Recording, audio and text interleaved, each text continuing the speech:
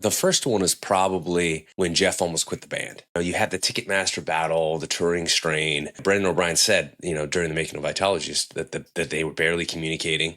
Five guys in a band who didn't really want to be in a band anymore. And Jeff had said that the experience at that time just really wasn't any fun. In the same way that Pearl Jam wouldn't be Pearl Jam without Eddie Vedder. On the same token, I can't imagine them with a different bassist either. Jeff is such an intrinsic part of he's just part of the DNA of the band from the very beginning. And so that moment of just kind of like feeling like, I don't know if I want to do this anymore. And then making the decision to stay, to work with Jack and kind of find resolution and figure out a way to start communicating again and finding a joy in playing together again. And I thought that was an important tentpole. Think of other rock bands out there, and if their bassist left for whatever reason, how many would find somebody to just come in after a certain amount of time and carry on?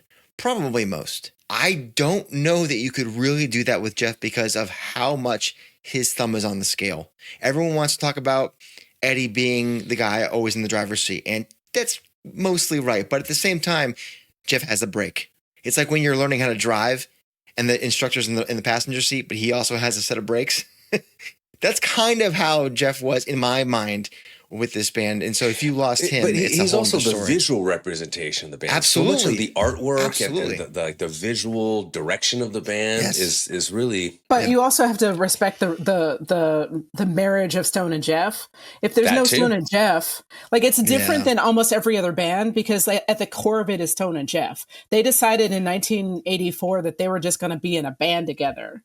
And if there's not Stone and Jeff, then it's not the band.